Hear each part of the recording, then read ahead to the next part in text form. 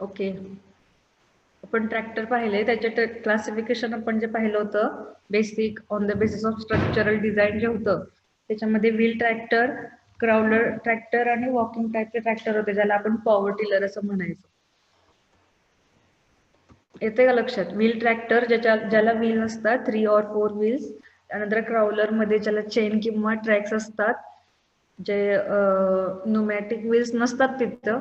जे wheel tractor जे आहे त्याच्यामध्ये न्यूमॅटिक टाइपचे व्हील्स असतात 3 or 4. आणि क्राउलर ट्रॅक्टर मध्ये काय असते, चेन असते किंवा ट्रॅक असतो. त्याला ट्रॅक टाईप क्राउलर किंवा ट्रॅक्टर किंवा चेन टाईप ट्रॅक्टर असंही म्हटलं जातं. त्यानंतर पॉवर टिलर जे आपण बघितलं होतं ते मॅन्युअली ऑपरेटेड आहे. आणि जे वॉकिंग टाईपचे ट्रॅक्टर त्याला आपण वॉकिंग टाईप ट्रॅक्टर असं म्हणतो. त्यानंतर ट्रॅक्टरचे जे व्हील ट्रॅक्टरचे जे टाइप्स आहेत ते पाहिले होते. जनरल पर्पज असेल किंवा क्रॉप रो क्रॉप असेल, स्पेशल पर्पज असेल. जनरल पर्पज म्हणजे मध्ये जे तुमचे जे ॲग्रिकल्चरल ऑपरेशन्स आहेत बेसिक, जे हार्वेस्टिंग असेल, सोईंग, प्लोईंग, ट्रान्सप्लांटिंग वगैरे, तर ह्यासाठी जनरल पर्पज टाईपचे ट्रॅक्टर यूज केले जातात. आणि त्यानंतर रो क्रॉप ट्रॅक्टर जे आहेत तर ते तुमचं स्पेसिफिक रो क्रॉप कल्टिवेशन असेल तर अशा वेळी रो क्रॉप ट्रॅक्टर्स यूज केले जातात, ज्याच्यामध्ये ग्राउंड क्लिअरन्स हाय असायला पाहिजे, जेणेकरून तुमचं जेव्हा ऑपरेशन केलं म्हणजे कल्टिवेशन झाल्यानंतर जेव्हा आपण तिथं काही ॲग्रिकल्चर ऑपरेशन्स करत असतो त्यावेळी क्रॉप डॅमेज नाही व्हायला पाहिजे, यासाठी ग्राउंड क्लिअरन्स हाय असायला पाहिजे. ग्राउंड क्लिअरन्स म्हणजे काय ते मी तुम्हाला सांगितलं होतं की distance between surface of ground surface to the lower point of tractor, म्हणजे ट्रॅक्टरचा जो लोअर पॉइंट आहे त्या तिथून तुमच्या सरफेसपर्यंत, सॉइल सरफेसपर्यंत जे डिस्टन्स आहे हे ग्राउंड क्लिअरन्स आहे, किती हाय असायला पाहिजे रो क्रॉप ट्रॅक्टरमध्ये. त्यानंतर स्पेशल पर्पज जे ट्रॅक्टर आहेत ते तुमच्या स्पेशल पर्पजसाठी, म्हणजेच जे हिली एरियामध्ये असेल किंवा मार्शिल लँडसाठीचं ऑपरेशन असेल किंवा गार्डनिंगमध्ये करायचं असेल तर प्रत्येकासाठी वेगवेगळ्या टाईपचे वेगवेगळ्या पर्पजसाठी वेगवेगळे ट्रॅक्टर्स आहेत. जसं की गोल्फ ग्राउंडसाठी जे ट्रॅक्टर्स सेपरेट आहेत, किंवा विंच युनिट म्हणजे तिथं विंच म्हणजे मी सांगितलं होतं की रोप तिथं प्रोव्हाइड केलेलं असतो आपल्याला, तर ते त्या टाईपचे ट्रॅक्टर्स असतील ते स्पेशल पर्पज ट्रॅक्टर्स तुम्हाला मी सांगितले होते. त्यानंतर ट्रॅक्टरचं सिलेक्शन आपण पाहिलं होतं. कोणते कोणते पॉईंट आपण त्याच्यामध्ये आपण एक शॉर्टली रिवाइज करतोय, जे लास्ट लेक्चरला नव्हते त्यांना जर समजत नसेल तर मी लेक्चर झाल्यानंतर प्रेझेंटेशन पाठवून देईल, तेव्हा तुम्ही ते रीड करायचं आणि कोणता पॉईंट समजत नसेल तर तो नंतर विचारायचा आहे. त्यानंतर सिलेक्शन ऑफ ट्रॅक्टर म्हणजे ट्रॅक्टरचं सिलेक्शन करत असतेवेळी कोणते पॉईंट कन्सिडर केले पाहिजेत, तर लँड होल्डिंग म्हणजे किती एचपीचं ट्रॅक्टर किती एचपीच्या लँडसाठी म्हणजे एरियावरून.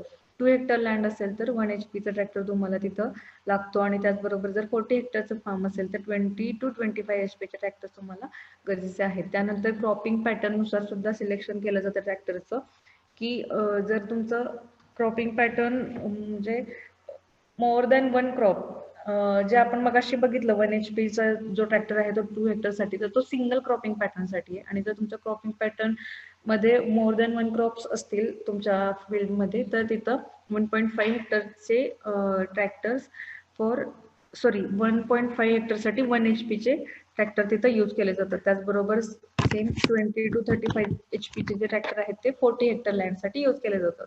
त्याचबरोबर सॉइल कंडिशन पाहिली पाहिजे, त्यावेळी आपण सॉइल कंडिशननुसार आपला व्हील बेस जो आहे ट्रॅक्टरचा तो कसा असायला पाहिजे, लेस असायला पाहिजे, ग्राउंड क्लिअरन्स जो आहे तो हाय असायला पाहिजे, आणि ओव्हरऑल वेट आपल्या ट्रॅक्टरचं ते लो असायला पाहिजे. त्यानंतर क्लायमॅटिक कंडिशन्स म्हणजे क्लायमॅटिक कंडिशननुसार आपण ट्रॅक्टरमध्ये काय पाहू शकतो, तर तुमची कूलिंग सिस्टीम म्हणजे हॉट झोनमध्ये जर तुम्हाला ट्रॅक्टर चूज करायचं असेल तर तिथं कसं एअर कूल टाईपचे इंजिन्स तुम्ही यूज केले पाहिजेत, एअर कूलिंग सिस्टीम असणारे इंजिन्स. आणि जर आर्टिक सारखा जर कोल्ड एरिया असेल तर त्या ठिकाणी सुद्धा फ्रीजिंगचा प्रॉब्लेम होऊ नये. तुमचं जे वॉटर कूलिंग सिस्टीम मध्ये काय होऊ शकतं, तो वॉटर कूलिंग सिस्टीम मधलं वॉटर आहे ते फ्रीज होऊ शकतं, तर ते होऊ नये यासाठी एअर कूल टाईपचे इंजिन्स तिथे यूज करायचे. आता तुम्हाला व्हील बेस सांगितलं होतं की ट्रॅक्टरचा व्हील बेस लो असायला पाहिजे, म्हणजेच distance from rear wheels to front wheel, तर त्याचा जो डिस्टन्स आहे त्याला व्हील बेस म्हणायचं, हा लो असला पाहिजे. आणि ग्राउंड क्लिअरन्स तुम्हाला बघा सांगितलं होतं, ग्राउंड सरफेस पासून लोअर पॉइंट ऑफ ट्रॅक्टर तर त्याला म्हणायचं ग्राउंड क्लिअरन्स. तो किती हाय असला पाहिजे रो क्रॉप ट्रॅक्टर मध्ये. त्यानंतर ट्रॅक्टर सिलेक्शन करत असताना त्याच्या रिपेअरिंग फॅसिलिटीज सुद्धा आपण पाहिल्या पाहिजेत. म्हणजे रिपेअरिंग फॅसिलिटीजमध्ये की तुमचा जो डीलर आहे तो तुमच्या इथून जवळ असला पाहिजे, जेणेकरून तुमचं जे काही रिपेअरिंग असेल किंवा मेंटेनन्स जर काही तिथे करायचं असेल तर ते जवळ असलं पाहिजे.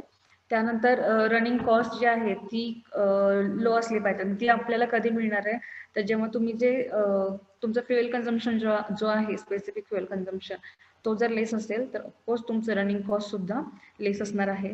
त्यानंतर इनिशियल कॉस्ट म्हणजे तुम्ही ट्रॅक्टर घेते वेळेचा जे कॉस्ट आहे तो सुद्धा तुम्ही काय केलं पाहिजे जास्त नसली पाहिजे. जर तुम्हाला रिसेल करायचं असेल तुमचा ट्रॅक्टर जर तुमच्या माइंडमध्ये असेल की तो तुम्हाला रिसेल करायचा तर त्यावेळी तुमची इनिशियल कॉस्ट सुद्धा लो असली पाहिजे. आणि इनिशियल कॉस्ट जर तुमची लो असेल तर तुम्हाला एखाद्या वेळी तुम्ही इंटरेस्ट वगैरे म्हणजे कर्जावरती तुम्ही ट्रॅक्टर घेत असेल तर त्यावेळेचा तुमचा इंटरेस्ट जो आहे तो अमाऊंट लेस असणार आहे.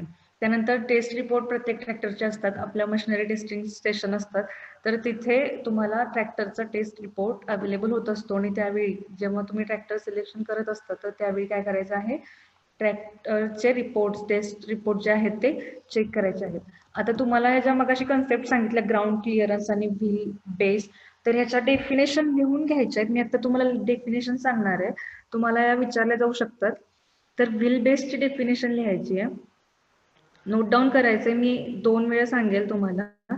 Wheel base is the horizontal distance.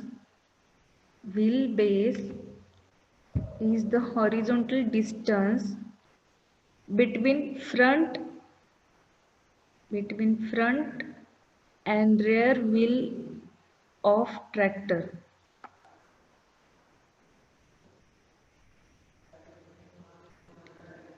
Definition लिहून घ्यायची आहे. व्हील बेस, पुन्हा एकदा सांगते, wheel base is a horizontal distance between front and rare wheel of tractor.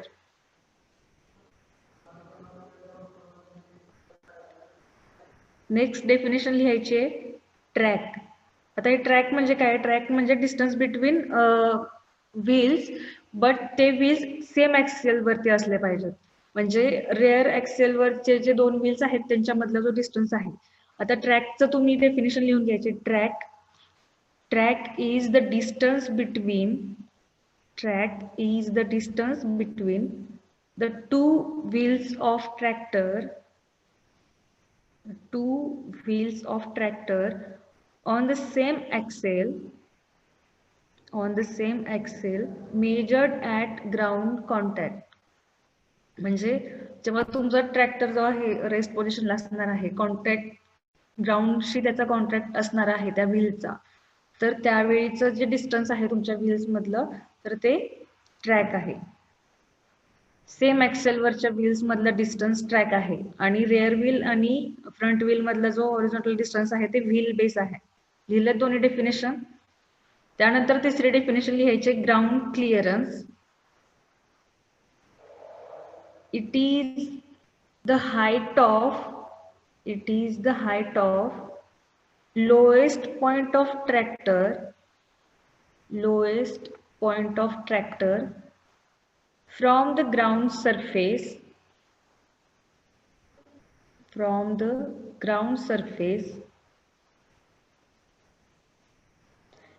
and the tractor being loaded to its permissible weight. म्हणजे त्या ट्रॅक्टरचं स्वतःचं weight असलं पाहिजे, तिथं वेगळं काही अटॅच किंवा त्याच्यावरती वेगळा लोड नसला पाहिजे. अशा वेळी जो आपण डिस्टन्स किंवा ती जी हाईट आपण मेजर करणार आहे ग्राउंड सरफेस पासूनची, तर त्याला म्हणायचंय ground clearance. Ground clearance is the height of lowest point of tractor from the ground surface, the tractor being loaded to the permissible weight.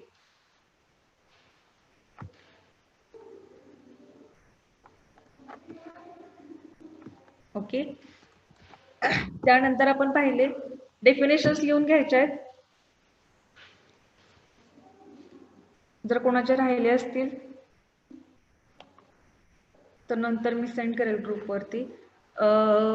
नंतर आपण पाहिले होते की ट्रॅक्टरचे कंपोनंट्स म्हणजे व्हील ट्रॅक्टरचे जे कंपोनंट्स आपण पाहिले होते डिफरंट, त्याच्यामध्ये आपण क्लच पाहिले, ट्रान्समिशन गिअर आणि डिफरन्शियल युनिट पाहिले होते.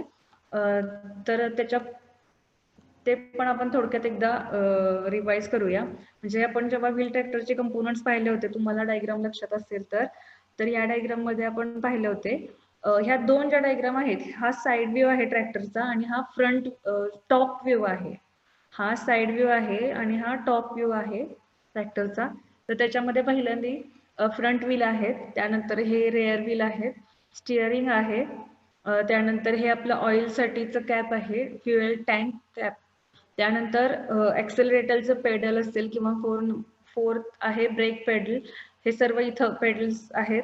त्यानंतर इथं तुमचं कंट्रोल पॅनल आहे किंवा इन्स्ट्रुमेंटल पॅनल, ज्याच्यावरती तुमचे काय म्हणू शकतो आपण इंडिकेटर्स जे आहेत ते त्याच्यावरती प्लेस केलेले असतात, की फ्युएल इंडिकेटर असेल किंवा स्पीडचा इंडिकेटर असेल तर तो पूर्ण आपला इथल्या इन्स्ट्रुमेंट पॅनलवरती असतो.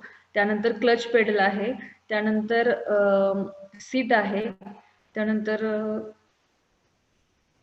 8 नंबर लिफ्ट आर्म आहे, ज्याच्या थ्रू आपण आपले इक्विपमेंट्स जे आहेत आपण जे पाहिले होते प्रायमरीसाठी, सेकंडरी, टिलेजसाठी जे इक्विपमेंट्स आहेत ते आपण जेव्हा अटॅच करणार त्यासाठीचे हे लिफ्ट आर्म आहे. त्यानंतर इकडे साईड क्लिअरन्स आहे, ट्रॅक्टरसाठीचं साईड क्लिअरन्स आहे. त्यानंतर हे इंजिनचं हुड आहे, म्हणजे इथं खाली इंजिन आहे, इंजिनला कव्हर केलेलं ते इंजिन हुड आहे.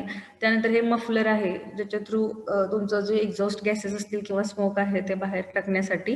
त्यानंतर हा फ्युएल टँक आहे 19 नंबर. त्यानंतर स्पीड चेंज लिव्हर आहे इथे. तर हे अशा पद्धतीनं तुम्हाला डायग्राम सुद्धा काढायला सांगितलं होते असाइनमेंटमध्ये, तुम्हाला लक्षात आलं असेल. हा टॉप व्ह्यू आहे आणि हा साइड व्ह्यू आहे ट्रॅक्टरचा. तर हे डिफरंट कंपोनंट्स आपण एक एक बघत होतो. तर त्याच्यामध्ये जे कंट्रोल पॅनल मी तुम्हाला सांगितलं किंवा कंट्रोल बोर्ड, त्यालाच डॅशबोर्ड असंही म्हटलं जातं. तर त्याच्यामध्ये काय काय कन्सिडर केलेलं असतं किंवा त्याच्यामध्ये काय काय प्रोव्हाइड केलेलं असतं. मेन स्विच असेल तुमचा ट्रॅक्टर स्विच ऑन ऑफ करण्यासाठी, त्यानंतर टोटल लिव्हर असेल, डिकॉम्प्रेशन लिव्हर असेल, अवर मीटर असेल, लाईट स्विच असेल, हॉर्न बटन असेल, बॅटरी चार्जिंगचं इंडिकेटर असेल, ऑइल इंडिकेटर असेल किंवा वॉटरचं प्रेशर गेज असेल. त्यानंतर आपण टायर्स पाहिले होते. टायर्समध्ये सुद्धा तुम्हाला मी हे टायर्स जेव्हा आपण मेजर करत असतो तेव्हा 12 to 38 इंच असं जर सांगितलं असेल तर त्याचं मिनिंग तुम्हाला सांगितलं होतं की 12 इंच जे आहे ते तुमच्या विड्थ असणार आहे तुमच्या टायरची, आणि त्यानंतर 38 जे आहे ते तुमच्या रिमची डायमीटर असणार आहे. विड्थ म्हणजे इथून इथपर्यंत जे तो आहे, इथून इथपर्यंत जो डिस्टन्स आहे किंवा इथून इथपर्यंतचं मेजरमेंट जे आहे ते 12 इंच आहे, ज्याला आपण विड्थ असं म्हणतो, टायर विड्थ. आणि हे रिम आहे, रिमची डायमीटर जे आहे ते 38 इंचमध्ये सांगितलेली आहे. त्यानंतर फ्रंट ॲक्सेल आपण पाहिलं होतं, ज्याच्यावरती फ्रंट व्हील्स आहेत ते माउंट केलेले असतात. फ्रंट ॲक्सेल जे ते ॲक्सेल ट्युब्युलर असेल किंवा आय सेक्शन टाईपचं ॲक्सेल असेल. त्यानंतर आपण पाहिलं होतं इंजिन तर आपण सेपरेटली स्टडी केलेला आहे. तर इंजिनची रेंज सांगितली होती 8 to 200 HP इंजिन्स आपण मोस्टली ॲग्रिकल्चर ट्रॅक्टरमध्ये यूज करतो. पण 4 व्हील ट्रॅक्टर जर असतील तर तिथं 25 to 80 HP ट्रॅक्टर्स, आणि वॉकिंग टाईप ट्रॅक्टर्स म्हणजेच आपण काय पाहिले होते पॉवर टिलर, ते 8 to 12 HP इंजिन्स पॉवर टिलरमध्ये यूज केले जातात. त्यानंतर आपण पॉवर ट्रान्समिशन सिस्टीम पाहिली होती. पॉवर ट्रेन पाहिली. तर पॉवर ट्रेन म्हणजे आपल्या इंजिनपासून आपल्या रेअर व्हीलकडे पॉवर ट्रान्समिशन करण्याचं काम. म्हणजे त्यावेळी कुठून कुठंपर्यंत आपली पॉवर जी आहे इंजिनमधून मिळणारी ती ट्रान्समिट केली जाते. तर ती पूर्ण तो जो ट्रॅक आहे त्याला पॉवर ट्रेन असं म्हणलं जातं. म्हणजेच इंजिनकडून, हे तुम्हाला क्रँकशाफ्ट दाखवलेले आहेत, इंजिनकडूनची जी पॉवर आहे ती ट्रान्समिशन गिअरकडून पुन्हा डिफरन्शियलकडे, म्हणजे जे आपले रेअर व्हील आहेत त्याच्यापर्यंत पोहोचवण्याचं काम डिफरन्शियल, नंतर फायनल ड्राईव्ह, आणि फायनल ड्राईव्ह कडून आपल्या रेअर व्हील्सकडे ट्रान्समिट केली जाते पॉवर. म्हणजे इथून जी तयार झालेली मेकॅनिकल पॉवर आहे इंजिनमधून, तर ती काय केली जाते, ट्रान्समिट केली जाते रेअर व्हीलपर्यंत. आता आपण क्लच पाहिले होते, क्लच, त्यानंतर ट्रान्समिशन गिअर आणि डिफरन्शियल सुद्धा पाहत होतो. त्यावेळी आपण डिस्कनेक्ट झालो लेक्चरच्या एंडला, आणि अजून आपल्याला फायनल ड्राईव्ह पाहायचे आहेत. तुम्हाला ही डायग्राम दाखवली होती. टॉप व्ह्यू आहे. इथं आपले कॅनशाफ्ट किंवा क्रँकशाफ्ट आहे, क्रँकशाफ्ट आहे, ज्याच्यावरती पिस्टन कनेक्टिंग रॉडच्या सहाय्याने आपण कनेक्ट करतो आणि त्याचे मुवमेंट झाल्यानंतर जी पॉवर डेव्हलप झालेली आहे ती काय करायची आहे, ट्रान्समिट करायची आहे. तर त्यावेळी इंजिन पासून रेअर व्हील पर्यंत ट्रान्समिशन होत असते वेळेचे जे तो ट्रॅक आहे त्याला आपण पॉवर ट्रेन असं म्हणतो. ट्रान्समिशन सिस्टीमचं फंक्शन, पॉवर ट्रान्समिशन सिस्टीमचं फंक्शन काय आहे, to transmit power from engine to rear wheels of tractor, हे मेन फंक्शन आहे. त्याचबरोबर आपल्या ज्या इंजिन किंवा ट्रॅक्टरचं स्पीड रिड्यूस करण्यासाठी सुद्धा पॉवर ट्रान्समिशन सिस्टीम काम येते. म्हणजेच तिथले जे गिअर्स आहेत ते चेंज करून आपण काय करू शकतो, स्पीड जे आहे ते रिड्यूस करू शकतो. त्याचप्रमाणे जे आपले व्हीलचं स्पीड असेल किंवा इंजिनचं जे स्पीड आहे ते आपल्याला सुटेबल कंडिशननुसार अल्टर करणे किंवा ते मेंटेन करण्याचं काम, कंट्रोल करण्याचं काम पॉवर ट्रान्समिशन सिस्टीमच्या सहाय्याने केलं जातं. आणि इथे पॉवर ट्रान्समिशनमध्ये तुम्हाला इथं विचारला जाऊ शकतो क्वेश्चन की पॉवर ट्रान्समिशन जेव्हा होत असतं, ही पॉवर ट्रान्समिट होते तेव्हा ती राईट अँगलमध्ये, कारण तुमचे जे रेअर व्हील्स आहेत आणि तुमचा क्रँकशाफ्ट जो आहे ते कोणत्या पोझिशनमध्ये आहेत, राईट अँगल पोझिशनमध्ये आहेत. रेअर ॲक्सल आणि तुमचं क्रँकशाफ्टची पोझिशन राईट अँगल आहे किंवा ते एकमेकांना परपेंडिक्युलर आहेत. त्यामुळे ही पॉवर ट्रान्समिशन जे होत आहे ते राईट अँगलमध्ये होत आहे. त्यानंतर ह्या पॉवर ट्रान्समिशन सिस्टीममधले जे आपण पॉईंट्स पाहत होतो, क्लच असतील, ट्रान्समिशन गिअर असतील, differential unit, lock, final drive, rear axle आणि व्हील्स असेल. तर आपण क्लच पाहिले होते. त्याच्यामध्ये क्लच म्हणजे मी तुम्हाला सांगितलं होतं की हे डिव्हाइस आहे जे तुमच्या इंजिनला ट्रान्समिशन गिअरपासून किंवा ट्रान्समिशन सिस्टीमपासून गिअरपासून सेपरेट करतं. Connection and disconnection, it maintains connection and disconnection between engine and transmission gear. म्हणजे तुम्हाला मी सांगितलं होतं की जेव्हा तुमचं इंजिन स्टार्ट करायचं आहे त्यावेळी तुमची बाकीचे ट्रान्समिशन सिस्टीम जे आहे किंवा ट्रान्समिशन युनिट जे आहे ते इंजिनपासून सेपरेट असायला पाहिजे, जेणेकरून ते इंजिन स्टार्ट होणार आहे आणि स्टार्ट झाल्यानंतर ती जी पॉवर आहे ती नंतर ट्रान्समिट करायची आहे. म्हणजे इंजिन स्टार्ट होते वेळी तुमच्या ट्रान्समिशन गिअरला डिस्कनेक्ट करण्यासाठी आणि इंजिन स्टार्ट झाल्यानंतर ती पॉवर ट्रान्समिट करण्यासाठी पुन्हा कनेक्ट करण्यासाठी क्लच वापरले जातात. तर क्लचचं काय फंक्शन आहे, clutch transmit power bye means of frictional between driving members and driven members. म्हणजे फ्रिक्शनल फोर्समधून किंवा इथं काय होत असतं, क्लच जे आहेत आपण पाहिले होते की क्लच प्लेट असते आणि त्याला तुमचे स्प्रिंग्स असतील, तर ते काय केलं जातं, तुमच्या फ्लायव्हील, इथे बघा इंजिनचं जे आपण पाहिलं होते डायग्राम, इंजिनची डायग्राम पाहिली होती, क्रँकशाफ्ट नंतर ते फ्लायव्हीलला कनेक्ट केलेलं होतं. तर हे फ्लायव्हील जे आहे म्हणजे इंजिनमधून तयार झालेली जी पॉवर आहे ती क्रँकशाफ्ट रोटेट झाल्यानंतर फ्लायव्हील रोटेट होणार आहे. आणि आता हे फ्लायव्हील रोटेट होत आहे, ही मेकॅनिकल पॉवर काय करायची आपल्याला, ट्रान्समिट करायची आहे. तर इथं काय करत असतो, ज्यावेळी इंजिन स्टार्ट करते वेळी जे ट्रान्समिशन गिअर्स असतील जे या साईडला असणार आहेत, या शाफ्ट पासून इकडे पलीकडे, तर ते गिअर्स काय असले पाहिजेत, डिस्कनेक्ट असले पाहिजेत. तर त्यावेळी काय केलं जाणार आहे, क्लच पेडल जेव्हा आपण प्रेस केलेला असेल तर त्यावेळी हे स्प्रिंग जे आहेत ते तुम्हाला व्हिडिओ सेंड करायचे होते, ते राहिले, आज सेंड करून देईल तर तुम्हाला लक्षात येईल. क्लच पेडल प्रेस केल्याच्या नंतर ही जी प्लेट आहे क्लच प्लेट, ती काय होते, फ्लायव्हील पासून डिस्कनेक्ट होते आणि फ्लायव्हील पासून डिस्कनेक्ट झाले म्हणजे काय, ट्रान्समिशन गिअर आणि इंजिन पासून ते सेपरेट झालेले आहेत. आणि जेव्हा इंजिन स्टार्ट होते तेव्हा हळूहळू क्लच पेडलवरचा म्हणजे क्लच पेडल हळूहळू रिलीज करायचं आहे. म्हणजेच काय होणार आहे, तुमची क्लच प्लेट पुन्हा त्या फ्लायव्हीलला अटॅच होणार आहे आणि मग फ्लायव्हीलची जी मोशन आहे किंवा फ्लायव्हीलची जी मुवमेंट आहे, मेकॅनिकल एनर्जी, ते काय होणार आहे, मेकॅनिकल पॉवर आपल्या ट्रान्समिशन गिअरकडे आणि ट्रान्समिशन गिअरकडून पुन्हा फायनल ड्राईव्ह आणि डिफरन्शियल युनिट आणि डिफरन्शियल युनिटकडून फायनल ड्राईव्ह आणि तिकडून रेअर व्हीलकडे ती पॉवर ट्रान्समिट केली जाणार आहे. तर या क्लचेसच्या पण हे पण पाहिलं होतं की क्लचचं नेमकं पर्पज काय आहे, तर काय तुमची क्रँकिंग करते वेळी इंजिन जे आहे त्याला क्रँकिंगची गरज असते. तर त्यावेळी काय असलं पाहिजे, इंजिन डिस्कनेक्ट असलं पाहिजे, जे तुम्हाला आता मी एक्सप्लेन केलं. तर ते त्याचं मेन फंक्शन आहे की इंजिनला ट्रान्समिशन युनिटपासून डिस्कनेक्ट करणं गरजेचं आहे क्रँकिंगच्या वेळी किंवा स्टार्ट होते वेळी. तर हे काम क्लचच्या सहाय्याने केलं जातं. त्याचबरोबर क्लच जे आहेत तर ते तुमचे गिअर्स जे आहेत ट्रान्समिशन गिअर, तर ते चेंज करून काय केलं जातं, क्लच आणि जेव्हा तुमचं इंजिन स्टार्ट होतंय आणि त्यावेळी ट्रान्समिशन गिअर जर त्याला कनेक्टेड असेल तर काय होऊ शकतं की ते ट्रान्समिशन गिअर्स मधले जे गिअर्स आहेत ते डॅमेज होऊ शकतात. तर त्यामुळं क्लच जेव्हा आपण क्लच काय करतं डिस्कनेक्ट करतं त्यावेळी काय होणार आहे, तर ते डॅमेज किंवा तो जो ड्रॉबॅक आहे तो कंट्रोल केला जाणार आहे. त्यानंतर बेल्ट पुली जे आहे ट्रॅक्टरमध्ये पण यूज केलेले असतात.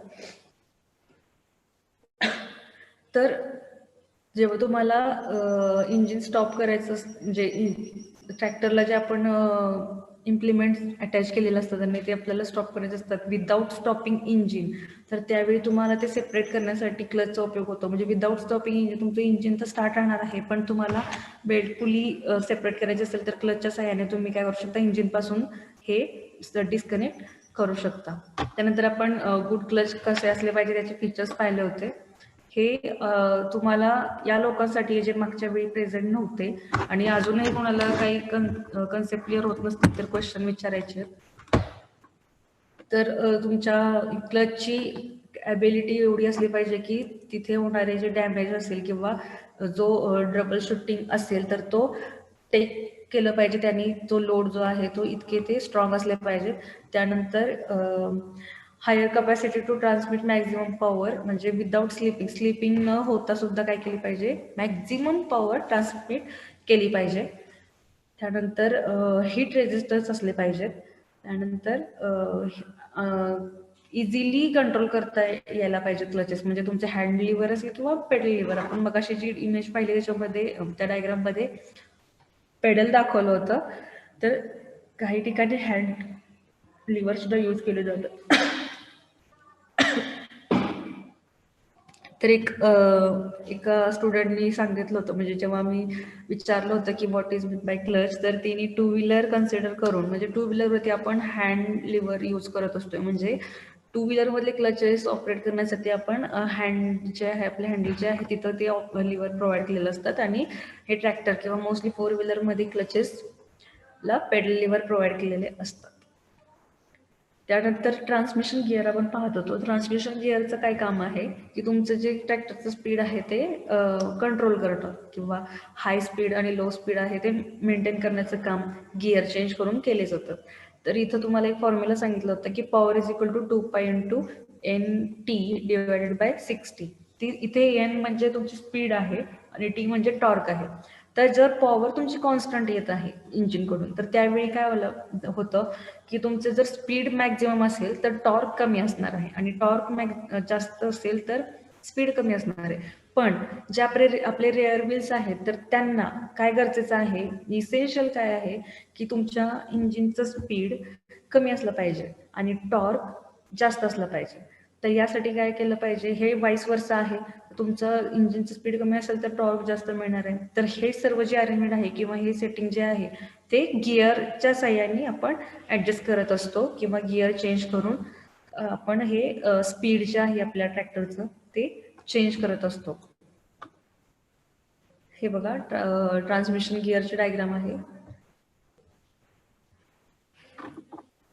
याच्यामध्ये आपल्याला रिव्हर्स गिअर असतील किंवा इडलर गिअर असेल तर हे तुम्हाला दाखवलेले आहेत. हे बघा डिफरंट गिअर्स असतात आणि ते गिअर चेंज करून आपण काय करू शकतो, स्पीड मेंटेन करू शकतो. त्याचबरोबर इथं क्लच सुद्धा दिलेला आहे. क्लचच्या नंतर ट्रान्समिशन गिअर आहेत, हे नीट लक्षात ठेवायचं आहे. फ्लायव्हीलला कनेक्ट कोणता आहे, क्लच आहे आणि क्लचच्या नंतर ट्रान्समिशन गिअरकडे पॉवर जाणार आहे आणि ट्रान्समिशन गिअरकडून पुन्हा रेअर व्हीलकडे पॉवर जाणार आहे. आता रेअर व्हीलकडे पॉवर जाते वेळी काय होणार आहे, डिफरन्शियल युनिट. मी तुम्हाला लास्ट टाइम हाच पॉईंट एक्सप्लेन करत असते वेळी लाईट केल्यामुळे डिस्कनेक्ट झालो होतो आपण. तर जेव्हा आपले रेअर व्हील्स आहेत, हे दोन शाफ्ट तुम्हाला सांगितले होते हाफ शाफ्ट आहेत आणि इकडे तुमचे रेअर व्हील्स असणार आहेत. तर ह्या दोन रेअर व्हील्सच्या मध्ये डिफरन्शियल युनिट प्रोव्हाइड केलेलं असतं.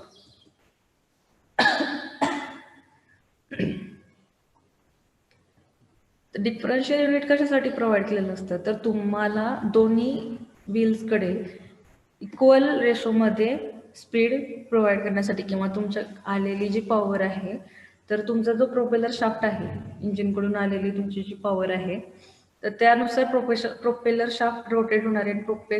प्रोपेलर शाफ्टकडून आलेली जी पॉवर आहे ती इक्वली रेअर व्हील्सकडे डिस्ट्रीब्यूट व्हायला हवी. तर त्यावेळी आपले डिफरन्शियल युनिटचा आपल्याला इथं उपयोग होत असतो. तर तुम्हाला मी सांगितलं होतं, जेव्हा ट्रॅक्टर तुमचा स्ट्रेट जात असतो तर त्यावेळी दोन्ही व्हील्सकडे इक्वल स्पीडमध्ये पॉवर ट्रान्समिशन होत असते. पण ज्यावेळी तुम्हाला टर्न घ्यायचा आहे, टर्न घेते वेळी जो आउटर साईडचा जो व्हील असणार आहे त्याचं स्पीड जास्त असलं पाहिजे, कारण त्याला जास्त एरिया कव्हर करायचं. तर आउटर साईडचा जो व्हील आहे त्याचं स्पीड जास्त आणि इनर साईडचं जे व्हील आहे त्याचं स्पीड लो असलं पाहिजे. तर हे स्पीड मेंटेन करण्याचं काम डिफरन्शियल युनिटच्या साहाय्याने केलं जातं. इथं बघा तुम्हाला डिफरन्शियल युनिटमध्ये काय काय आहे, तर इथून तुमचा हे प्रोपेलर शाफ्ट आहे जिथून इंजिनकडून येणारी पॉवर आहे. तर हा पिनन टाईपचा गिअर असतो. त्यानंतर क्राऊन व्हील जो तुमच्या एका साईडला क्राऊन व्हील प्रोव्हाइड केला असतो, म्हणजे हाफ शाफ्ट जो तुम्हाला सांगितला होता, तर तिथे त्या इनर हाफ शाफ्ट वरती क्राऊन व्हील प्रोव्हाइड केलेला असतो. त्यालाच आपण रिंग गिअर असं सुद्धा म्हणतो. त्यानंतर त्याला एक केज असतो किंवा त्याला केस असंही म्हटलं जातं. मग तुमच्या क्राऊन व्हीलला जे केज आहे त्याच्या आत हे 2 स्मॉल गिअर्स प्रोव्हाइड केलेले असतात, जे स्वतःभोवती सुद्धा फिरतात आणि ह्या केज सोबत सुद्धा रोटेट होत असतात. आणि तुमचे जे हे शाफ्ट आहेत, हाफ शाफ्ट जे सांगितले होते त्याच्यावरती रेअर व्हील माउंट केलेले आहेत, तर ते स्वतःच्या ॲक्सेलवरती रोटेट होत असतं. तर इथं काय होत असतं, जेव्हा तुमचा एक ट्रान्समिशन तुमच्या इंजिनकडून जेव्हा पॉवर ट्रान्समिट केली जाते,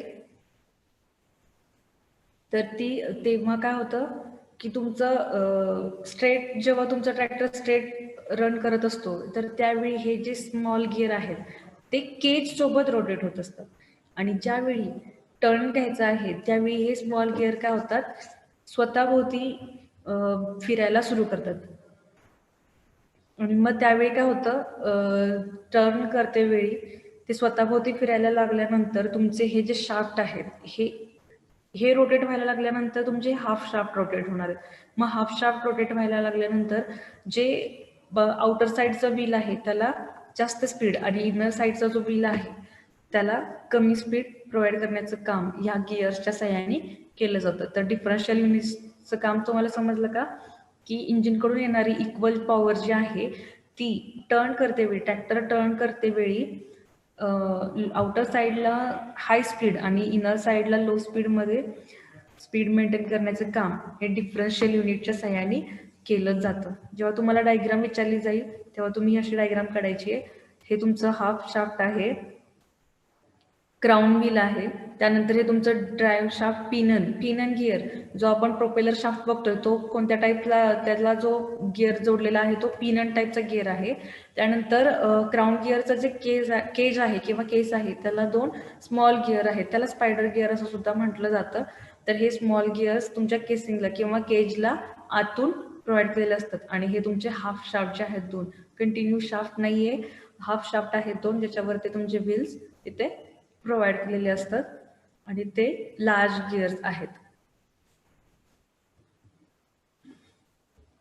ओके, तर the main function of crown wheel assembly are, crown wheel असेंब्लीचं मेन फंक्शन काय आहे, तर to transmit power through right angle drive to suit the tractor wheels. म्हणजे प्रोपेलर शाफ्ट करून आलेली पॉवर राईट अँगल, कारण की प्रोपेलर शाफ्ट जो आहे तो तुमच्या रेअर ॲक्सेलला परपेंडिक्युलर आहे, तर ती पॉवर जी आहे ती ट्रान्समिट करायची आहे through right angle drive to wheels. Next function आहे to reduce the speed of rotation. म्हणजे मी तुम्हाला सांगितलं की टर्न करते वेळी तुम्हाला ते जे स्पीड आहे व्हील्सचं ते रिड्यूस करण्याचं काम डिफरन्शियल युनिटच्या सहाय्याने केलं जातं. तर ह्याच्यामध्ये तुम्हाला मी सांगितलं मग डायग्राममध्ये काय काय आहे. It consist of differential casing, differential pinion, pinion म्हणजे पिनन गिअर आपण कुठं प्रोपेलर शाफ्टच्या तिथं कनेक्ट केलेला.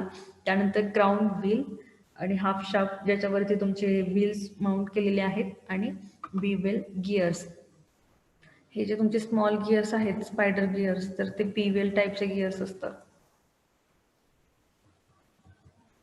त्यानंतर डिफरन्शियल लॉक म्हणजे तुम्हाला एक आत्ता प्रॉब्लेम सांगितलं की जेव्हा टर्न करते वेळेचं जे स्पीड असेल ते मेंटेन करण्यासाठी, पण एखाद्या वेळी तुमचं ट्रॅक्टर जो आहे फील्डमध्ये वर्क करत असताना एखादं चाक समजा तुमचं काहीतरी रन करते वेळी अडथळा आला म्हणजे दगड वगैरे आला किंवा चाक असं अडकलं गेलं, एक चाक अडकलं तर त्यानंतर काय होतं की ते चाक स्टॉप होतं आणि दुसऱ्या चाक खूप जोराने फिरू लागतं. तर त्यावेळी ते काय होऊ शकतं की तुमचा जो ट्रॅक्टर आहे तो स्लिप होण्याची शक्यता असते. तर अशा वेळी तुमचं डिफरन्शियल युनिट तिथं ट्रान्समिट करू शकत नाही किंवा प्रॉपरली ते तुमची जी पॉवर आहे ती त्या चाकापर्यंत, त्या अडकलेल्या चाकापर्यंत ते स्पीड किंवा ते जे पॉवर आहे ते ट्रान्समिट नाही करता येत. तर अशा वेळी डिफरन्शियल युनिट जेव्हा कमी पडतं त्यावेळी डिफरन्शियल लॉक, आता हे डिफरन्शियल लॉक जे आहे तर इथं काय काम केलेलं असतं की इथं एक आपल्याला काय म्हणू शकतो आपण त्याला स्विच दिलेला असतो किंवा लिव्हर दिलेला असतो. तो प्रेस केल्याच्या नंतर काय होतं की हे डिफरन्शियल लॉक म्हणजे हे पेडल जे आहे ते काय होणार आहे, सॉरी ही जी प्लेट आहे ती काय होणार आहे कनेक्ट होणार आहे आणि ही प्लेट एकमेकांना कनेक्ट झाल्याच्या नंतर काय होणार आहे की पलीकडचं म्हणजे जे चाक अडकलेलं नाहीये तर त्याची जी ते स्पीड आहे तर प्रोपेलर कडून आलेलं जे स्पीड आहे तर इथं काय झालेलं का व्यवस्थित लक्ष द्या की एक चाक काय झालेलं आहे तुमचं मडमध्ये किंवा त्या लोड आल्यामुळे काय झालेलं आहे स्टॉप झालेलं आहे आणि दुसरं चाक खूप स्पीडने फिरत आहे. तर अशा वेळी काय करायचंय प्रोपेलर कडून येणारी सर्व जी पॉवर आहे ती एकाच चाकाकडे चालली कारण दुसरं चाक तर स्टॉप झालेलं आहे मडमध्ये अडकलेलं आहे. तर ते बाहेर काढण्यासाठी त्याला सुद्धा काय व्हायला पाहिजे पॉवर ट्रान्समिट व्हायला पाहिजे. तर ते सॉरी जे तुमचे लॉक आहे डिफरन्शियल लॉक जेव्हा ते लॉक केलं जातं इथं बघा ही रेडमध्ये जे दिसते तुम्हाला तर हे इथं कनेक्ट केल्याच्या नंतर काय होणार आहे ती पॉवर इकडे सुद्धा ट्रान्समिट होणार आहे म्हणजे मडमध्ये जे अडकलेलं व्हील आहे तिकडे सुद्धा ते ट्रान्समिट होणार आहे. लॉक केल्याच्या नंतर ती इक्वली ट्रान्समिट व्हायला लागणार आहे म्हणजे राईट हँड साईडचं जर तुमचं व्हील अडकलं असेल तर तिकडे सुद्धा ते पॉवर ट्रान्समिट करणार आहे. कधी जेव्हा तुम्ही लॉक करणार आहात तर जेव्हा इक्वली पॉवर डिस्ट्रीब्यूट झाल्याच्या नंतर काय होणार आहे की पडमध्ये अडकलेल्या व्हीलला पण पॉवर मिळणार आहे आणि ते रोटेट व्हायला सुरू करणार आहे आणि बाहेर पडतं. ओके, तर अशा वेळी तुम्हाला डिफरन्शियल लॉक जे आहेत ते उपयोगात येणार आहेत.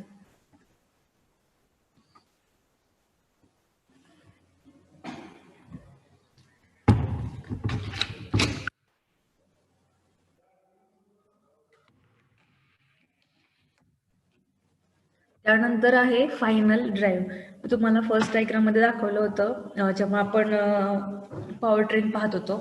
डिफरन्शियल युनिट जे होतं आपलं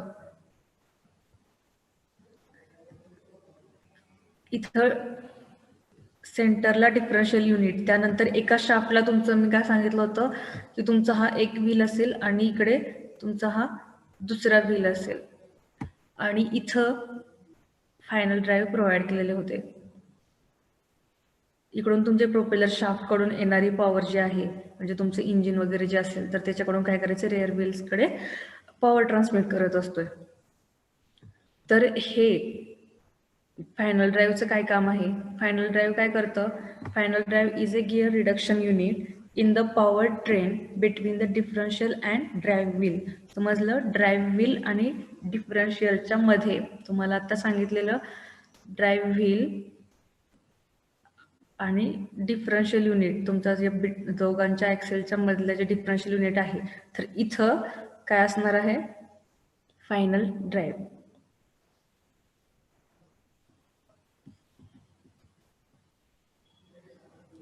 इथं फायनल ड्राईव्ह काय करत आहे तर तुमचं गिअर रिडक्शन युनिट आहे एक फायनल ड्राईव्ह, ते काय करते ते final drive transmit the power finally to rear axle at the wheel.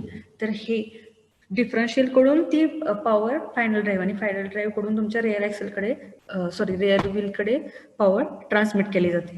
The tractor rear wheels are not directly attached to the half shaft, but the drive is taken through a pair of spur gear. म्हणजे तुमचे जे tractors आहेत तर ते जो half shaft तुम्हाला मी सांगितलं होतं की 2 हाफ शाफ्ट असतात आणि त्याच्यावरती काय केलेलं आहे, तुमचे हे व्हील्स प्रोव्हाइड केलेले आहेत. ओके, आणि इथं तुमचा डिफरन्शियल युनिट असणार आहे.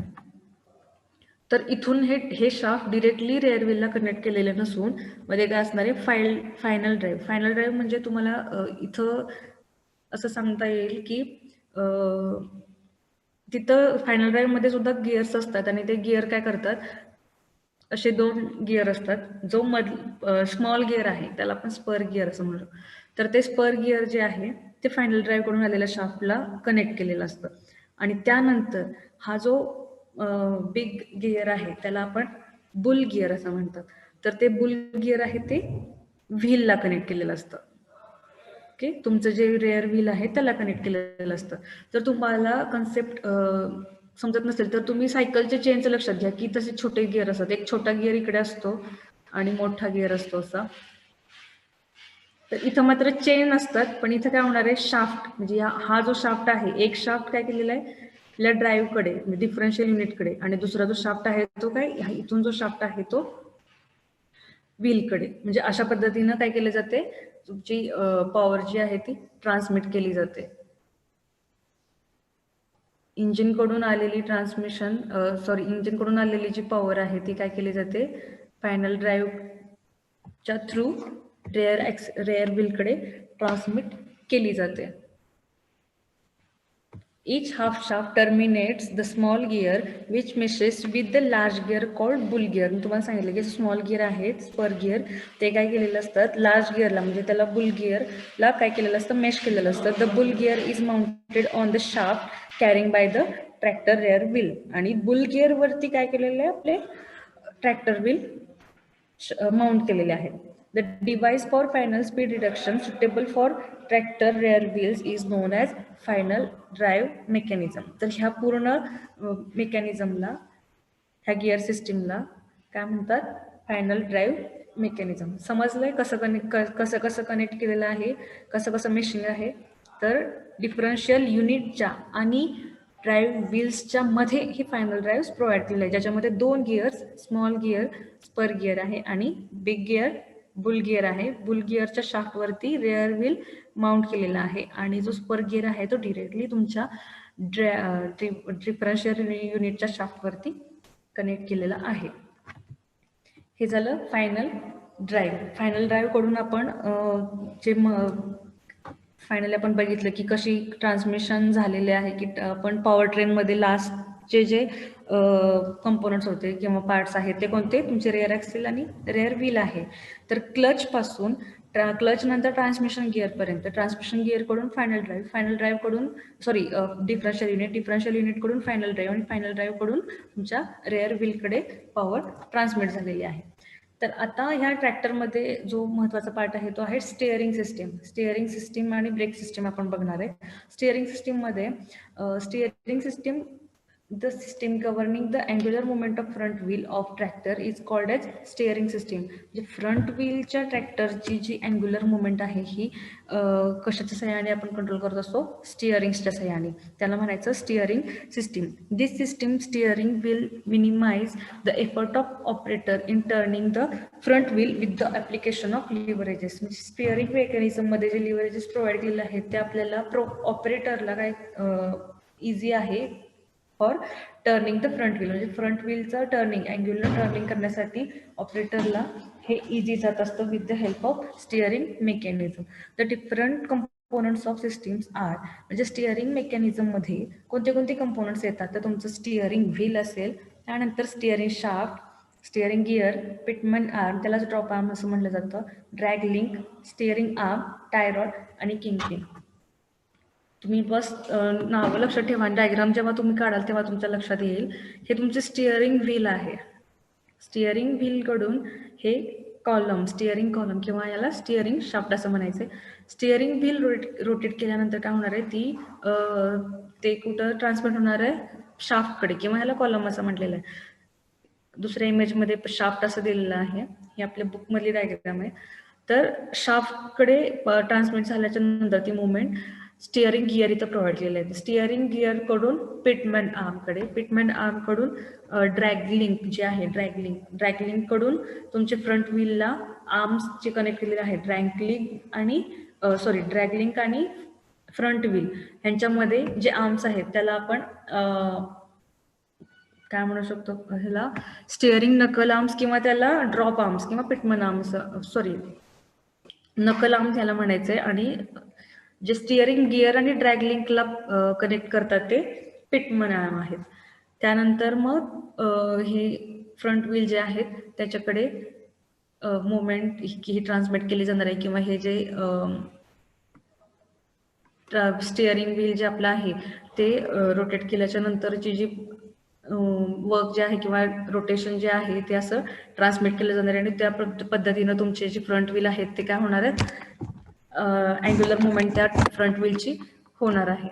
इथं बघू शकता स्टिअरिंग व्हील आहे, त्याच्यानंतर शाफ्ट कनेक्ट केलेलं आहे, शाफ्टला ड्रॉप आर्म आहे आणि ड्रॅगलिंक नंतर काय केलेली आहे, इथं तुमच्या नकल आर्म्सच्या सहाय्याने केलेली आहे, फ्रंट व्हीलला कनेक्ट केलेले आहे, किंवा याला स्टब ॲक्सेल आहे, त्या स्टब ॲक्सेलला कनेक्ट केलेलं आहे. इथं बघा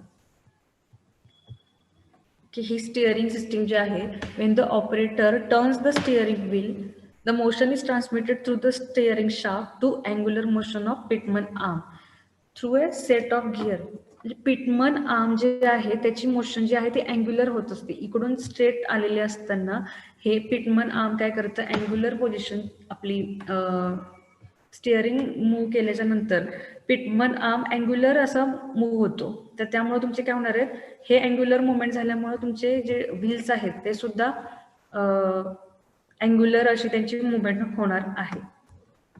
The angular moment of pitman arm is further transmitted to steering arm through drag links and tie rods.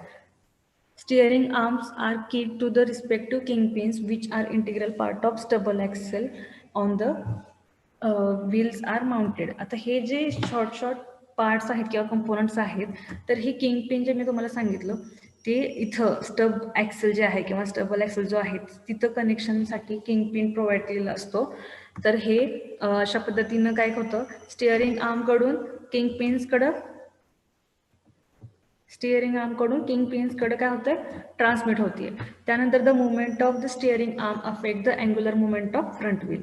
जे तुमच्या स्टिअरिंग व्हील पासून फ्रंट व्हील पर्यंत कशी मुवमेंट होते हे आपण इथं सांगायचं आहे. वर्किंग जर तुम्हाला विचारलं स्टिअरिंग मेकॅनिझमचं, तर काय आहे, पहिल्यांदा ऑपरेटर्स जेव्हा स्टिअरिंग व्हील टर्न करतो तर त्यावेळीची जी ती मोशन आहे ती ट्रान्समिट होते स्टिअरिंग शाफ्टकडे, स्टिअरिंग शाफ्टकडून पिटमन आर्मकडे.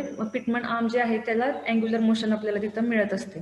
त्यानंतर पिटमन आर्म काय करतं, ती स्टिअरिंग आर्मकडं ट्रान्समिट करतात through drag link and tie rods. आणि स्टिअरिंग आर्म काय करतात, स्टिअरिंग आर्मकडून with the help of kingpin कुठं कनेक्ट केलेलं आहे, किंवा kingpin is a part of stub axle, आणि स्टब ॲक्सेलवरती काय माउंट केलेले आहेत, व्हील माउंट केलेले आहेत. तर अशा पद्धतीनं ती मोशन जी आहे ती फ्रंट व्हीलकडे ट्रान्समिट होते, आणि अशा पद्धतीनं तुमच्या फ्रंट व्हीलची अँग्युलर मुवमेंट होत असते.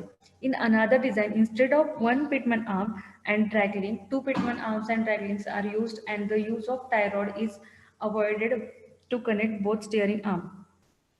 तर टाय रॉड जे मी तुम्हाला सांगितलं, तर दोन्ही हे जे कनेक्ट आर्म जे आहेत हे आर्म कनेक्ट करण्यासाठी टाय रॉड्स यूज केलेले असतात. तर काही डिझाईन्समध्ये हे टाय रॉड्स जे आहेत ते अवॉइड करून 2 पिटमॅन आणि 2 ड्रॅग लिंक्स प्रोव्हाइड केलेले असतात. ही जस्ट तुम्हाला लक्षात ठेवण्यासाठी पॉइंट आहे हा, की अशा पद्धतीचे 1 पिटमॅन आर्म किंवा 1 ड्रॅग लिंक्स अजूनही आपण डिझाईन यूज करू शकतो, ज्याच्यामध्ये 2 पिटमॅन आर्म्स आणि 2 ड्रॅग लिंक्स असतात, पण तिथं टाय रॉड अवॉइड केलेले असतात. तर हे आपण बघितलं स्टिअरिंग मेकॅनिझम बद्दल. जर तुम्हाला विचारलं तर तुम्ही स्टिअरिंगचं काय काम आहे की तुमची angular movement of front wheel आहे. त्याच्यानंतर तुम्ही कंपोनंट सांगायचे आहेत, कोणते कोणते कंपोनंट स्टिअरिंग व्हीलमध्ये स्टिअरिंग सिस्टीममध्ये किंवा स्टिअरिंग मेकॅनिझममध्ये कन्सिस्ट करतात. तर ते व्हील असेल, steering wheel, steering shaft, steering gear, pitman arm, drag link, kingpin, tie rod आणि स्टिअरिंग आर्म.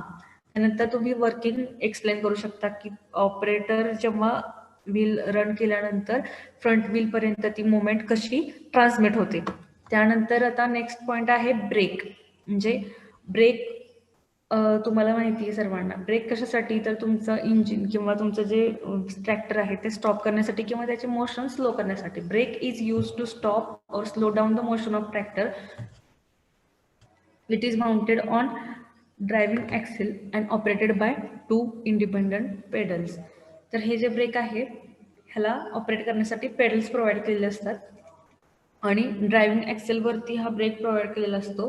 ब्रेक कशासाठी आपण यूज करतो, तर तुमचं ट्रॅक्टर स्टॉप करण्यासाठी किंवा स्लो डाऊन करण्यासाठी. Each pedal can be operated independently to assist the turning of tractor during the field work और lock together by means of lock. म्हणजे हे जे पेडल्स आहेत ते इंडिपेंडेंटली ऑपरेट होऊ शकतात आणि ज्यावेळी तुम्हाला दोन्हीची गरज असते, तर तुम्ही म्हणजे एखादा फील्ड वर्क करत असेल किंवा लॉक टुगेदर म्हणजे तो एकमेकांना ते ब्रेक्सच्या पेडल्स जे आहेत ते लॉक केल्याच्या नंतर तुम्ही बोथ पेडल्स तिथं ऑपरेट करू शकता.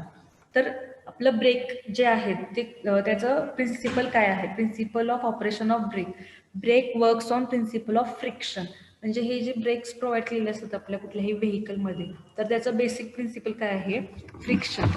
म्हणजे काय केलं जातं, तुमच्या व्हील्सची जी मोशन आहे त्याला स्टॉप करायचं, तर तिथं फ्रिक्शनल मोमेंट यूज केली किंवा फ्रिक्शनल फोर्स यूज केला जातो आणि काय केलं जातं की ती ट्रान्समिशन जी होत आहे पॉवरची ती स्टॉप केली जाते. वेन ए मुव्हिंग इलेमेंट, तिथं ईच्या ऐवजी सी झालेला आहे.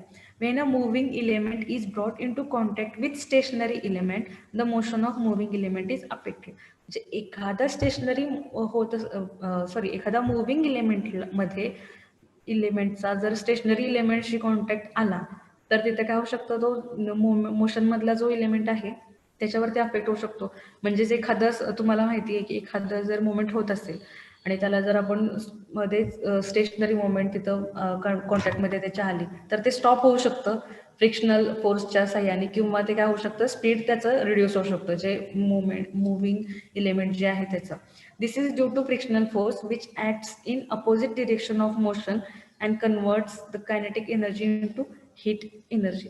म्हणजे इथं जे स्टॉप किंवा स्लो डाऊन मोशन स्टॉप करणे किंवा स्लो डाऊन करण्याचं जे काम आहे ते फ्रिक्शनल फोर्सच्या सहाय्याने केलं जातं.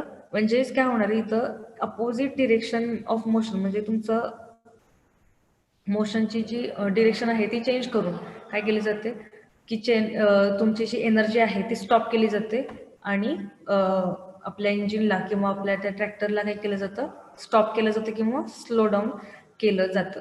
आता हे डिफरंट ब्रेक्स आहेत, म्हणजे जे ब्रेकचे डिफरंट क्लासिफिकेशन आहेत. आपण ट्रॅक्टरमध्ये वेगवेगळ्या टाईपचे ब्रेक्स यूज करू शकतो. 2 टाईप्स आहेत मेन, मेकॅनिकल ब्रेक असतील आणि सेकंड आहे हायड्रॉलिक ब्रेक. मेकॅनिकल ब्रेकमध्ये त्याचे 3 डिफरंट टाईप्स आहेत, internal expanding shoe type brake, external contracting shoe type brake आणि डिस्क टाईप ब्रेक. तर आता हे जे मेकॅनिकल ब्रेक आहे त्याच्यामध्ये फर्स्ट जो आहे internal expanding shoe type brake. तर यामध्ये जे ब्रेक आहे त्याच्यामध्ये शूज प्रोव्हाइड केलेले असतात. हे आतल्या साईडला जे ही डायग्राम तुम्हाला दिसते तर हे शूज प्रोव्हाइड केलेले असतात. म्हणजे इंटरनल एक्सपांडिंग शू टाईपमध्ये काय होतं, हे जे शूज आहेत तर हे स्प्रिंगच्या सहाय्याने ऑपरेट केले जातात. तर ही जी मोशन म्हणजे हा जो राऊंड तुम्हाला दिसतोय म्हणजे तुमचं मोशन मुव्हिंग इलेमेंट जो आहे तर त्याला काय केलं जातं, हे जे हे जे शूज आहेत ते एक्सपांडिंग म्हणजे आउटर साईडला हे एक्सपांड केले जातात, जेणेकरून काय होणार आहे, तुमच्या ह्या सरफेस बरोबर हे शूजचे सरफेस काय होणार आहे, कनेक्ट होणार आहे. म्हणजे इथे फ्रिक्शन फोर्स डेव्हलप झाल्यामुळे काय होणार आहे, ही मोशन स्टॉप होणार आहे किंवा स्लो डाऊन होणार आहे. इंटरनल एक्सपांडिंग हे शूज आतल्या साईडला प्रोव्हाइड केले असतात. हा जो ड्रम आहे त्याला ह्या टाईपचे जे ब्रेक असतात त्याच्यामध्ये काय कन्सिस्ट केलेलं असतं की हा एक ड्रम असतो, आतल्या साईडला शूज असतात जे स्प्रिंगच्या साह्याने प्रोव्हाइड केलेले असतात किंवा कनेक्ट केले असतात. आणि जेव्हा तुमचं पेडल तुम्ही प्रेस करता त्यावेळी ही स्प्रिंग काय होते, एक्सपांड होते आणि एक्सपांड झाल्यानंतर हे शूज काय होतात, ह्या सरफेसला, ह्या ड्रमच्या सरफेसला कनेक्ट होतात, कॉन्टॅक्टमध्ये येतात ड्रमच्या. आणि त्यानंतर मग फ्रिक्शनल फोर्स डेव्हलप झाल्यामुळे काय होतं, तुमचं जे मोशन आहे किंवा मुवमेंट आहे ते स्टॉप होते. Two brake shoes made of frictional material fitted on inside the brake drum and held away from the drum by means of spring. म्हणजे हे जे शूज आहेत, 2 शूज ब्रेक ड्रमच्या आतल्या साईडला प्रोव्हाइड केलेले असतात आणि ते कशाच्या सहाय्याने कनेक्ट केलेले असतात, स्प्रिंग्सच्या सहाय्याने. One end of each shoes is fulcrum whereas the other is free to move by the action of cam which in turn apply force on shoes. म्हणजे हे शूज जे आहेत त्याचा एक जो पोर्शन आहे किंवा एक जो एंड आहे तो फ्री आहे आणि एक जो एंड आहे तो फलक्रम केलेला आहे किंवा कनेक्ट केलेला आहे. आपण त्याला काय म्हणू शकतो, तरफ जे असते ना, तुम्हाला आता ती कन्सेप्ट तरफ कोणाला माहिती असेल तर ते त्या पद्धतीने ते कनेक्ट केलेलं असतं. The moment of the can is caused by the brake pedal through the linkage. The drum is mounted on rear axle whereas the shoe assembly is stationary and mounted on back plate. जे हे जे drums आहेत, म्हणजे तुम्हाला हा जो expanding shoe type, external expanding shoe टाईपचा जो ब्रेक आहे तो कुठे रेअर ॲक्सेल वरती माउंट केलेला असतो. आणि तिथं काय होत असतं, मग तुमचं तो ड्रम जो आहे इथं रेअर ॲक्सेल वरती प्रोव्हाइड केल्याच्या नंतर इथं वर्किंग कसं होतं, तो तुमचा ब्रेक पेडल प्रेस केल्याच्या नंतर शूज जे आहेत ते एक्सपांड होणार आहेत, इंटरनल एक्सपांडिंग. शूज एक्सपांड झाल्यानंतर ड्रम काय करणार आहेत, ड्रमच्या सरफेसला ते कॉन्टॅक्टमध्ये येणार आहेत आणि ड्रम जो आहे तो तुमच्या रेअर ॲक्सेल बरोबरच रोटेट होत असणार आहे. आणि जेव्हा ड्रम स्टॉप झाला त्याच्यानंतर तुमचे जे व्हील्स आहेत किंवा त्या ॲक्सेलचं जे रोटेशन आहे ते स्टॉप होणार आहे. त्यानंतर एक्सटर्नल कॉन्ट्रॅक्टिंग टाईप चे ब्रेक्स असतात, एक्सटर्नल कॉन्ट्रॅक्टिंग शूज. आता या टाईपच्या शूज मध्ये काय केलं जातं, ड्रम आतल्या साईडून असतो आणि शूज बाहेरून. This type of brake system is normally available on crawler tractors. म्हणजे तुमचे जे क्राउलर ट्रॅक्टर्स मी तुम्हाला सांगितले होते, चेन टाईप किंवा ट्रॅक टाईपचे ट्रॅक्टर्स जे आहेत, तर अशा ठिकाणी एक्सटर्नल कॉन्ट्रॅक्टिंग शू टाईपचे ब्रेक यूज केले जातात. The drum mounted on drive axle is directly surrounded by brake band. When the pedal is depressed, the band is tightened the drum. इथं काय केलं जातं, हे ड्रम आहे आणि ड्रमच्या जे आउटर साईडला हे जे काय म्हणले त्याला बँड्स आहेत, तर ते काय केले जातात, जेव्हा तुम्ही पेडल प्रेस करता ब्रेकचं, तर हे काय करतात, हा ड्रम आहे जो मोशनमध्ये असणार, तर ब्रेक प्रेस केल्याच्या नंतर काय होणार आहे, हे बँड प्रेस होणार आहे. बँड प्रेस झाल्यानंतर काय होणार आहे, ड्रमच्या सरफेस कॉन्टॅक्टमध्ये आल्यानंतर तो ड्रम स्टॉप होणार आहे. ड्रम स्टॉप झाल्यानंतर तुमची मोशन सुद्धा स्टॉप होणार आहे ॲक्सेलची. तर समजलं, हे एक्सटर्नल कॉन्ट्रॅक्टिंग टाईप चा ब्रेक आहे. म्हणजे इथं काय केलं जातं, एक्सटर्नली त्याच्यावरती प्रेशर आणलं जातं किंवा एक्सटर्नली ते कॉन्ट्रॅक्ट केले जातात तुमचे बँड्स आहेत ते, आणि त्याच्या सहाय्याने काय केले जाते, ड्रमच्या कॉन्टॅक्टमध्ये येतात आणि ड्रम मग स्टॉप झाल्यानंतर तुमची मुवमेंट व्हीलची स्टॉप होणार आहे. त्यानंतर डिस्क टाईपचे ब्रेक आहेत. असे ब्रेक्स असतात disc. Two actuating disc have holes drill in each disc in which steel balls are placed. ज्याच्यामध्ये स्टील बॉल्स प्रोव्हाइड केले असतात. 2 डिस्क असतात आणि त्याच्यामध्ये स्टील बॉल्स प्लेस केलेले असतात. When the brake pedal is depressed, the link help to move the 2 discs in opposite direction. This brings the steel balls to shallow part of the hole drills in disc. As a result, the 2 discs are expanded and braking discs are pressed in between the disc and stationary housing.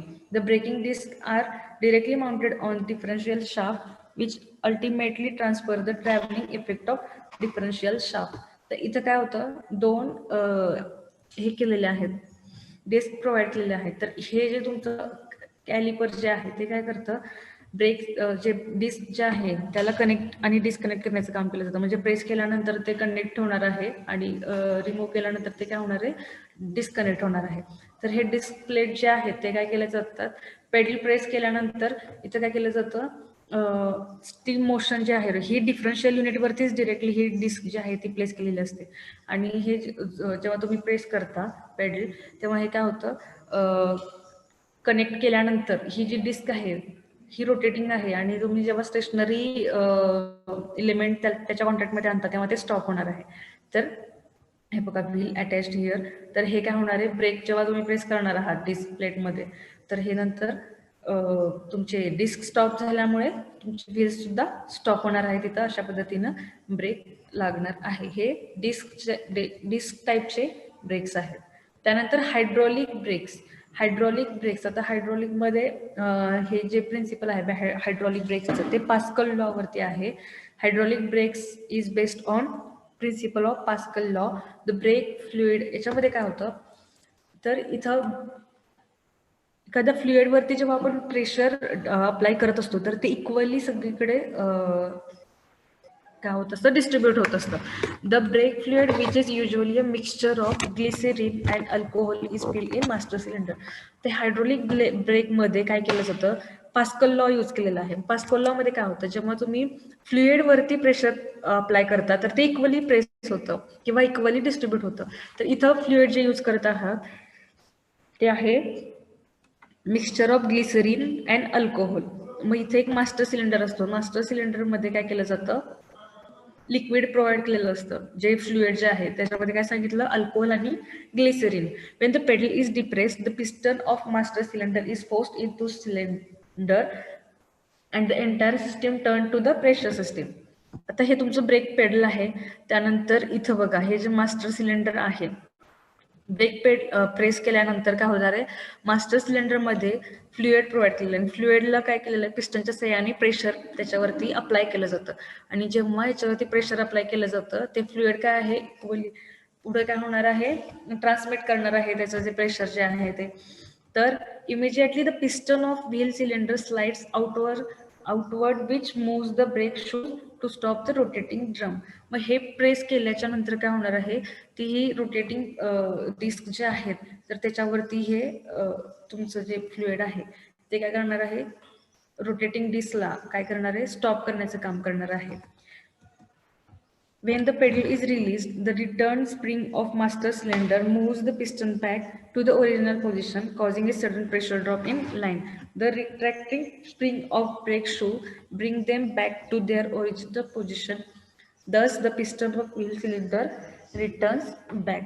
तर hydraulic break मध्ये काय आहे तर तुम्ही pascal law इथे use करता तर इथं काय फ्लुइड प्रोव्हाइड केलेलं असतं मास्टर सिलेंडरमध्ये जे mixture of glycerine and alcohol आहे. ब्रेक प्रेस केल्याच्या नंतर तो पिस्टन मूव्ह होणार आहे. पिस्टन मूव्ह झाल्यानंतर फ्लुइड वरती प्रेशर येणार आहे. फ्लुइड वरती आलेलं प्रेशर काय करणार आहे तुमची जी रोटरी एलिमेंट आहे किंवा ते जे डिस्क आहे त्याला स्टॉप करण्याचं काम करणार आहे आणि ते स्टॉप झाल्यानंतर तुमचे व्हील्स सुद्धा रेअर व्हील्स जे आहेत ते स्टॉप होणार आहे. Hydraulic control system. आता हे हायड्रॉलिक कंट्रोल सिस्टीम आपण ट्रॅक्टरमध्ये जे हायड्रॉलिक कंट्रोल सिस्टीम प्रोव्हाइड केले असतात तर ते कशासाठी hydraulic control system is a mechanism in a tractor to raise hold or lower the mounted or semi mounted equipment by hydraulic means. म्हणजे ट्रॅक्टरला जेव्हा तुम्ही इक्विपमेंट्स अटॅच करत असता माउंटेड असतील किंवा सेमी माउंटेड असतील तर त्याला रेज करण्याचं काम उचलण्याचं काम किंवा होल्डिंग आणि लोअर रेजिंग लोअरिंग आणि होल्डिंग करण्याचं काम त्या इक्विपमेंटसाठी तर ते हायड्रॉलिक सिस्टीमच्या सहाय्याने केलं जातं. ह्याच्यावरती सुद्धा वर्किंग प्रिन्सिपल जे आहे हायड्रॉलिक नाव आहे हायड्रॉलिक कंट्रोल सिस्टीम जे आहे हे एक असं मेकॅनिझम आहे जे तुमच्या सेमी माउंटेड अँड माउंटेड इक्विपमेंट्सला रेज होल्ड आणि लोअर करण्याचं काम करतं which is based on principle of Pascal law. तुम्हाला सांगितलं पास्कल लॉ मध्ये काय आहे तर pressure applied to an enclose fuel is transmitted equally in all direction. तर इथं small force acting on small area can produce higher force on surface of large area. म्हणजे तुम्हाला स्मॉल फोर्स आहे तो तुमच्या स्मॉल एरियासाठी आणि हाय फोर्स आहे तो लार्जर एरियासाठी तुम्ही तिथं अप्लाय करू शकता. तर पास्कल लॉ म्हणजे तुम्ही जेव्हा लिव्हर इथं प्रेस करता आणि जे क्लोज सिलेंडर जो आहे त्याच्यामधलं जे लिक्विड आहे त्याच्यावरती काय करतं पिस्टनच्या सहाय्याने प्रेशर अप्लाय करतं आणि प्रेशर अप्लाय केल्यानंतर काय होतं की ते प्रेशर इक्वली इक्वल डिरेक्शन मध्ये काय होतं ते डिस्ट्रीब्यूट होतं किंवा ट्रान्समिट होतं. तर इथूनची तुमची जे मोशन आहे किंवा ते फ्लुइडच्या साह्याने फ्लुइडवरचं प्रेशर काय करतं इथं त्या सरफेसला एवढ्या सरफेसला तर हा जो सरफेस आहे स्मॉल सरफेस एरिया असेल तर तो स्मॉल सरफेस एरियाला स्मॉल फोर्स काय करणार तिथं कंट्रोल करण्याचं काम करणार आहे. म्हणजे आता इथं आपण ह्या पास्कल लॉचा वापर करून हे जे हायड्रॉलिक सिस्टीम आहे याचा वापर करून इम्प्लिमेंट्स जे आहेत आपण जे माउंट करणार आहे सेमी माउंटेड असतील किंवा माउंटेड असतील तर त्याचं रेझिंग लोअरिंग आणि होल्डिंगचं काम hydraulic control system सहाय्याने केली जाते. A simple hydraulic system consists of a pump which pumps oil to hydraulic ram.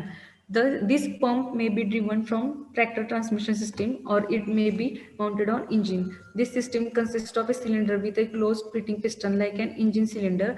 As the oil is pumped into the closed end of cylinder, the piston is forced along with it. म्हणजे थोडक्यात काय आहे की इथं काय केलेलं असतं ह्या हायड्रॉलिक सिस्टीममध्ये एक सिंपल हायड्रॉलिक सिस्टीम आहे ज्याच्यामध्ये पंप प्रोव्हाइड केलेले आहेत आणि हे पंप काय करतं ऑइल सक करतं आणि इथं सुद्धा पिस्टन प्रोव्हाइड केलेलं असतात. ॲज आपण इंजिनमध्ये जे पिस्टन बघितलं तसेच पिस्टन प्रोव्हाइड केलेले असतात. पिस्टन जेव्हा प्रेस होणार आहे तेव्हा ते फ्लुइडवरती प्रेशर क्रिएट होणार आहे. प्रेशर क्रिएट झाल्यानंतर ते काय करणार आहे ते प्रेशर डिस्ट्रीब्यूट होणार आहे आणि त्यानंतर पिस्टनच्या मुवमेंट झाल्यानंतर ते प्रेशर डिस्ट्रीब्यूट झाल्यानंतर काय होणार आहे की तुमचे जे इम्प्लिमेंट जे आहे त्याला रेज करण्याचं काम किंवा लोअर करण्याचं काम त्या कंट्रोल सिस्टीमच्या सहाय्याने केलं जाणार आहे. A control valve control the flow of oil and direct it back to the reservoir. आता ह्या कंट्रोल सिस्टीममध्ये कंट्रोल वॉल्व प्रोव्हाइड केलेला असतो जेव्हा ते ऑइल आहे त्याचा फ्लो कंट्रोल करण्यासाठी कंट्रोल वॉल्व प्रोव्हाइड केलेला असतो.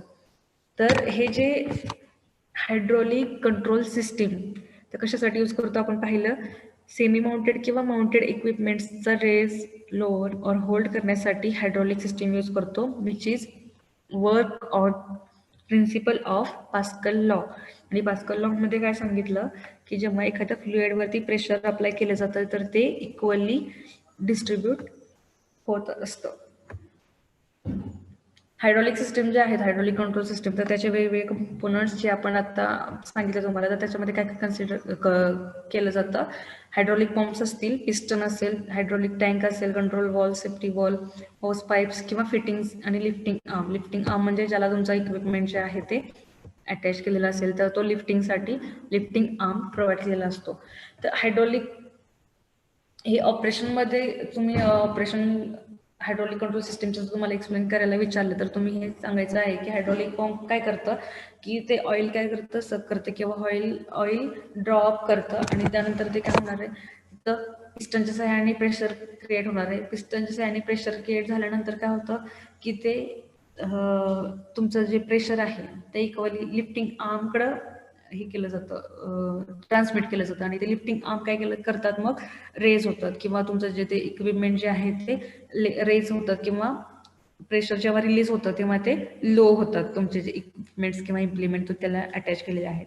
इक्विपमेंट्स आणि इम्प्लिमेंट्स लिफ्टिंग आर्मच्या सहाय्याने अटॅच केलेले असतात आणि hydraulic pump is operated by suitable gear connected with engine. आणि हे जे पंप हायड्रॉलिक पंप जो आहे तो कशाच्या सहाय्याने ऑपरेट केला जातो इंजिनला जे गिअर्स कनेक्ट केले जातात आणि त्याच्या सहाय्याने हायड्रॉलिक पंप ऑपरेट केला जातो. याच्यामध्ये पण डिफरंट अरेंजमेंट्स आहेत त्या तुम्हाला जास्त इम्पॉर्टंट नाही आहेत पण मी त्याच्यामध्ये टाकलेले आहेत point. There is a common oil reservoir for hydraulic system and the transmission system in some tractors. There is a special tank for hydraulic oil. It is a separate from transmission chamber.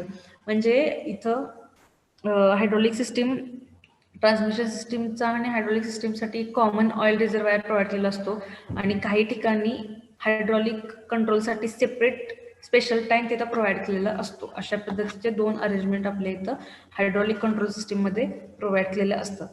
त्यानंतर last short point राहिलेले आहेत दोन आपण ते पटकन cover करूया. ट्रॅक्टरचे हिच असतील. ट्रॅक्टर हिच म्हणजे ट्रॅक्टर हिच कशासाठी आपण implements R needed to be हिच properly for efficient and safe operation of tractor.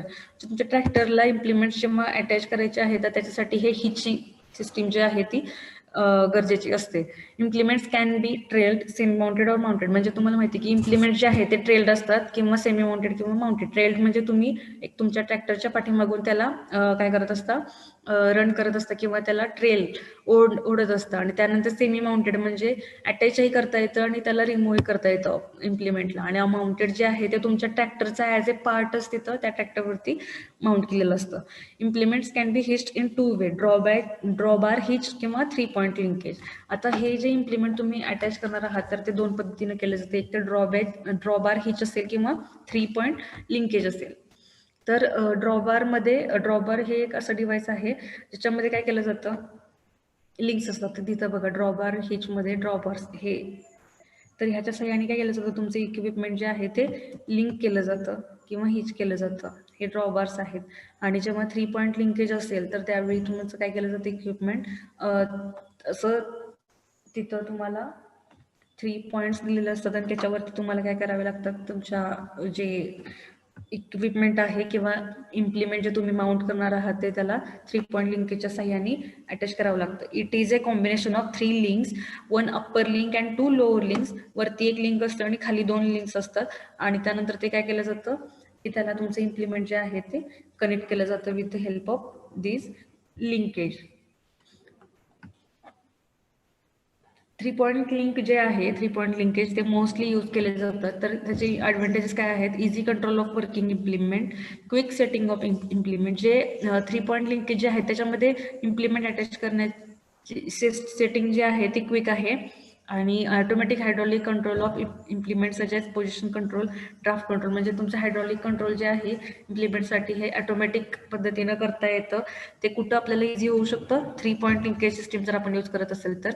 आणि 3 पॉईंट लिंकेज असेल तर गुड बॅलन्सिंग आपल्या इम्प्लिमेंटचा तिथं राहू शकतो.